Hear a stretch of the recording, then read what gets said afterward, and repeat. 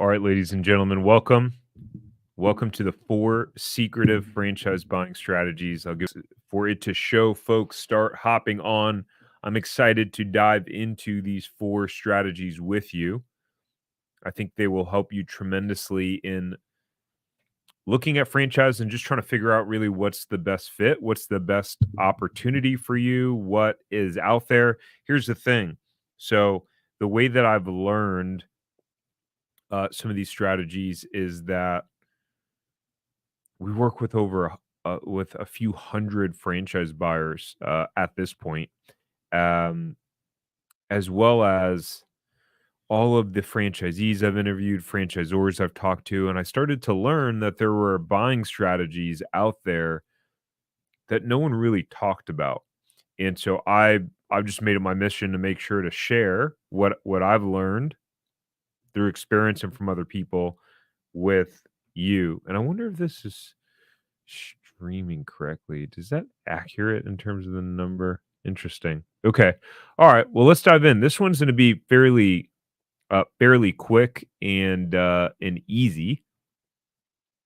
And I see that people are tuning in. As you're tuning in, drop me a comment and let me know what city and state that you're tuning in from. Always love to know what city and state you're tuning in from. And if you're watching the replay, drop me a comment and let me know replay, city and state.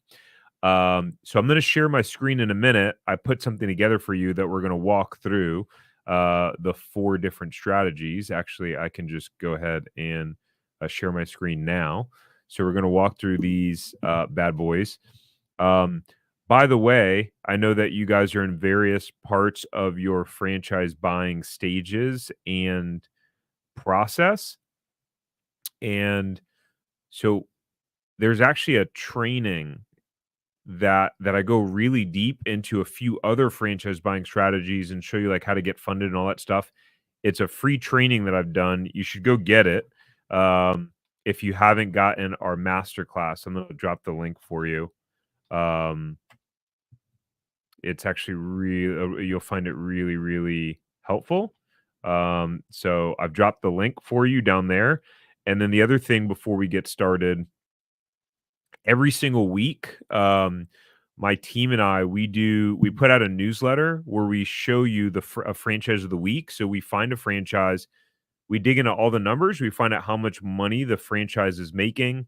So we look through the numbers in their FDD, we show that to you, how much it costs to get open. And we just break down the franchise and we show you a resale. So what's happening with resales is quite crazy. I'll tell you guys later. But we're getting access to these non-public and kind of off-market resales, which is pretty cool to show to our clients, which is pretty awesome.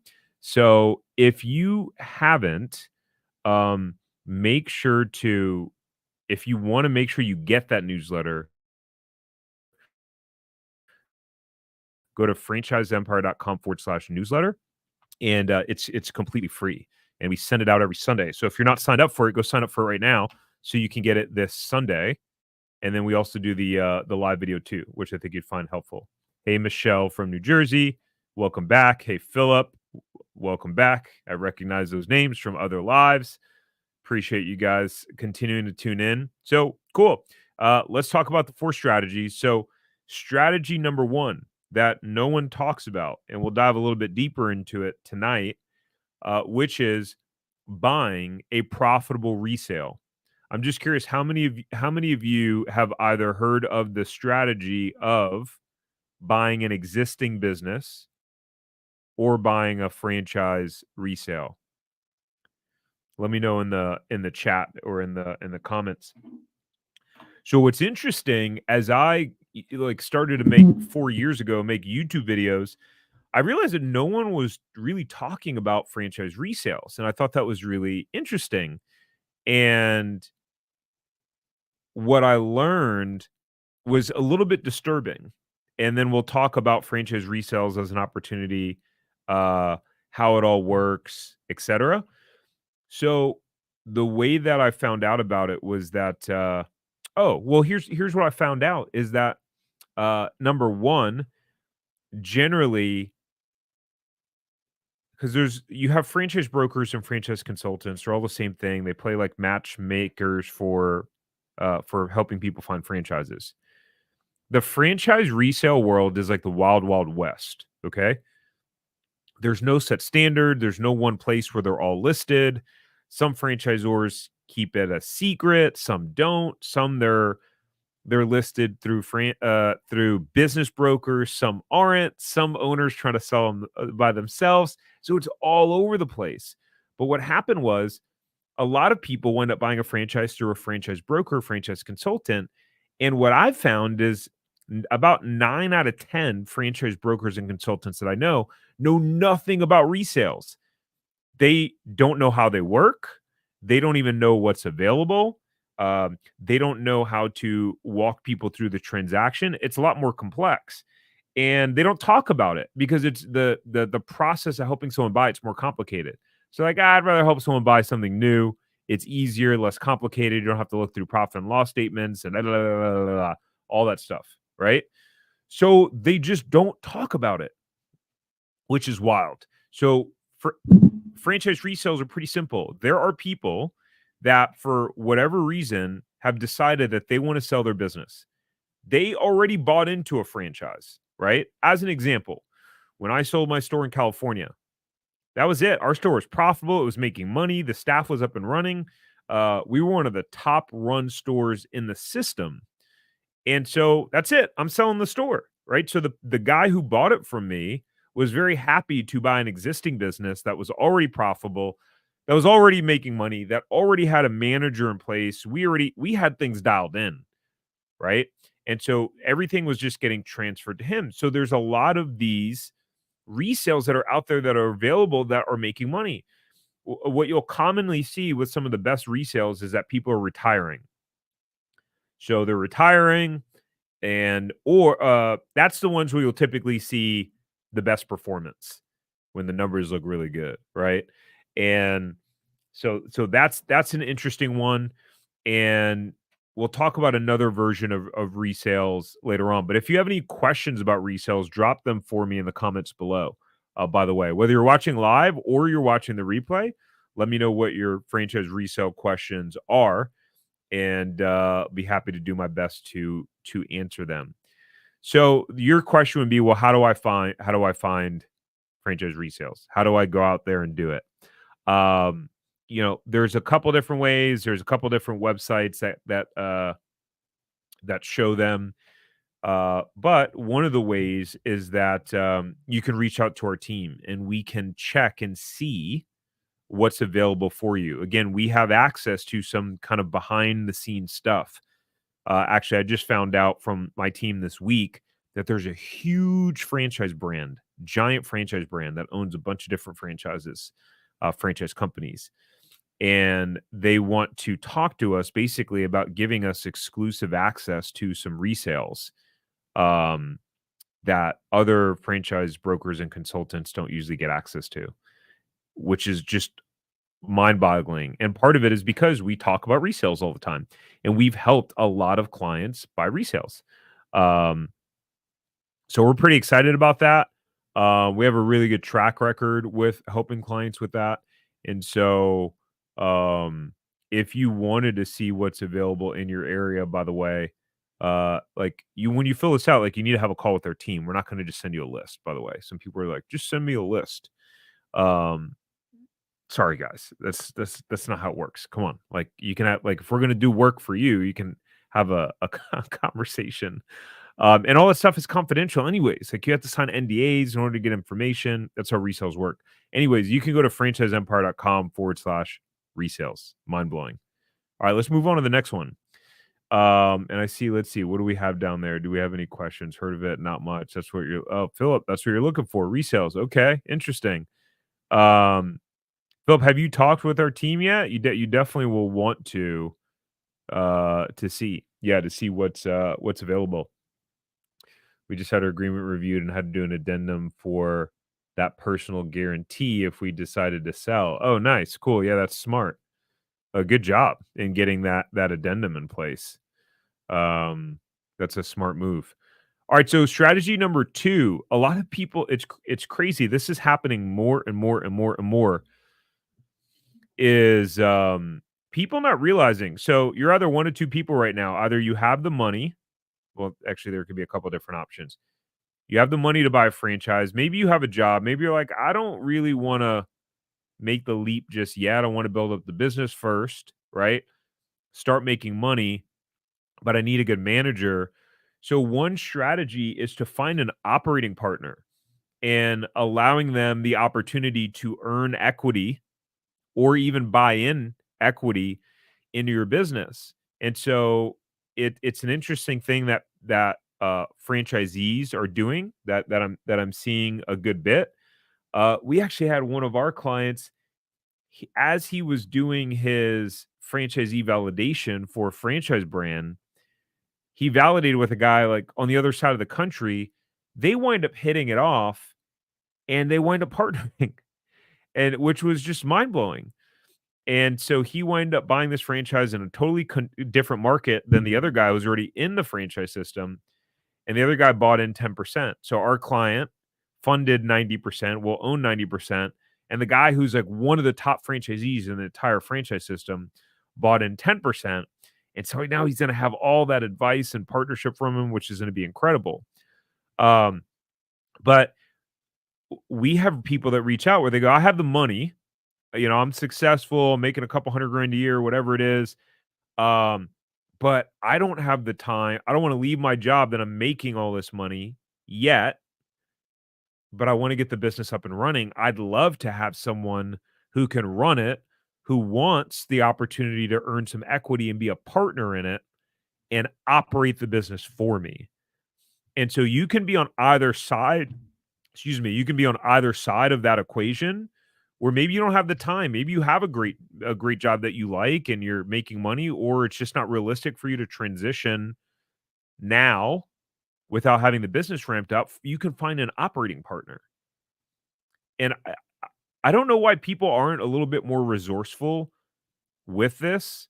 Where if you just decided that you wanted to go out there and find an operating partner and someone to run the business, you could. You could literally just start interviewing people. Here's a strategy. Okay, let's say you know a franchise that you want to buy. Just post a job listing for an operating partner and describe the franchise before you even buy your franchise agreement. Start interviewing people and talking to people. You can do it before you sign your franchise agreement. And then you could find someone, get them to um maybe they'll even put money up front. There's all sorts of things that you could do. Yeah, yeah, if well, it's not just if they aren't invested, Philip, it's, one, they would get a salary, right? And they would get an incentive bonus, and then you give them, like, phantom equity where it vests, over a period or only if the business sells. There's all sorts of different ways to structure it, right? The other thing is that for some of you out there, um, you may be the person, you're someone's operating partner. So you're thinking, "Oh man, I'd love to own my own business, but I don't have enough money or I don't have the money that I want." You can find someone who will pool money together with you and you will be their operating partner, right? So again, we've been having people reach out asking like, "Hey, do you guys offer this matchmaking service for finding, operating partners and managers and stuff?" I'm like, "No, and I don't need enough on my plate," but it's an interesting idea. Really interesting idea. At least I think it is. Strategy number 3 is a turnaround resale. So very different than a profitable resale. Very, very different, by the way. How did I learn about this? Because my second location I bought as a turnaround resale. I bought it for significantly less than what I paid to get my first one up and running, right? About 30 cents on the dollar. Joe! What's up, man? Joe is someone who would be looking for an operating partner. That's funny. Um, so turnaround resale. So I bought my second location as a turnaround. Here's what's cool about turnarounds is you could potentially like we have someone looking at a franchise that it's priced at 85 grand. and it would cost, I think, double, if not more than double, to get the business open, if you were to do a new territory. And I'm not gonna go into all the specifics of why it is, but if a franchise isn't making money or is losing money, you can typically buy it for pennies on the dollar. And now you do have to really do your homework here, but more times than not, there's an opportunity to turn that business around. What I often see is someone, number one, who's an inexperienced entrepreneur, they just don't know how to run the business, or they're not running it well.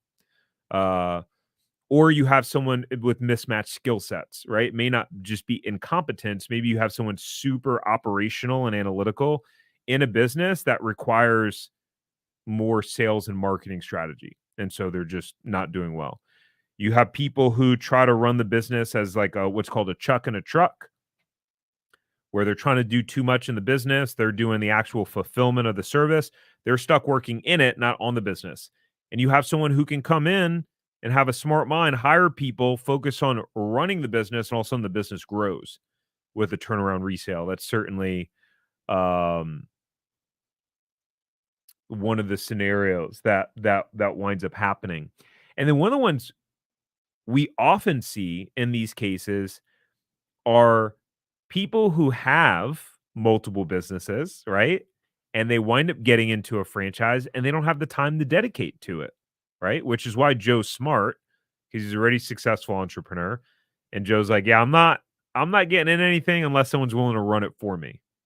Smart man, Joe. Smart man. And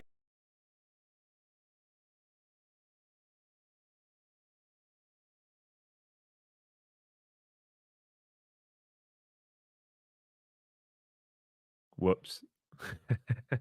I just I'm back. I hit a button on my mouse. I've never touched that button in my life, and apparently it hits the back browser. Can you guys see me now again?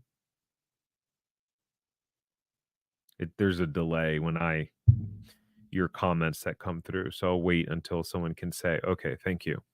Geez, now I don't even remember what I was talking about. That completely interrupted my pattern. Anyways, I think I was talking about entrepreneurs who start franchises and then they don't have the time to run it. So then it's not running properly because they're like, hey, my core business is the one that's making me a bunch of money. I'm not going to leave my core business and spend too much time, trying to turn this franchise around. So turnaround resales are epic, epic. And we get access to both the profitable ones, the turnaround ones. Um, we had a guy who bought a franchise for he bought it for I think he got it for like 60 grand, service-based franchise. And I think I can say this because I'm not saying like what the name of the franchise is, but like within his 6 month in, he did 60 grand in sales in 1 month. Granted, it's not profit, but to get that business for 60 grand is crazy. But this guy, and two other people had owned this franchise territory previous to him. Um, and the most recent person, they had other businesses. But he's just like he's a hustler and he's great at sales and marketing and he's just crushing it right now in the business. He got it. And again, for those of you who are just coming on, by the way, if you want our team to check and see what sort of resales are available in your specific area, if there are any available, because we are limited to the inventory, then you can go to franchiseempire.com/resales. And you can set up a free call with the team to see what's available in your area. And that thing scrolling below, the newsletter, we put a resale in a specific area every week.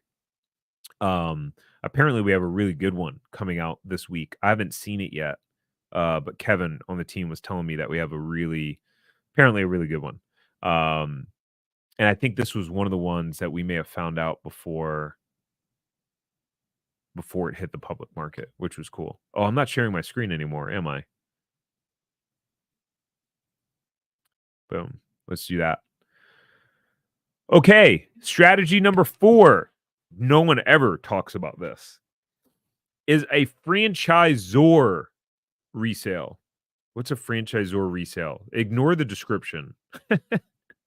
That was for the wrong thing. How to start your dream business. That is exactly what you want and get it profitable in less than 12 months. That was supposed to be for something else, but that it can apply there too. Do you so a franchisor resale? Yeah, it's a company sale. Exactly. So franchisors, here's what happens. Some franchisors will have 2, 3, 4, 5, 10, 15, 20 corporate locations. And what you'll see often, especially with smaller franchisors that maybe have 2, 3, 4 corporate units, is at some point they go, who do we want to be? Do we want to operate corporate units and try to grow this franchise and support franchisees? Or do we want to sell off the corporate units, knowing that, hey, if we had an actual franchisee in that location that is an owner that's running the location, it could do better. It gives them a huge injection of cash flow, right? Especially if the business is profitable and doing well. Um, so a lot of the times for them, it's paid off, or they don't have much cost for it anymore. They could be doing well on it, and so it could be a huge injection of capital in the business, so they can hire more and support. I would always, you can see in the FDD if they have corporate units or what they call affiliate locations. And if they happen to be in your area, it never hurts to just ask a franchisor, like, hey, are you guys open to selling any of your corporate units? And just ask them.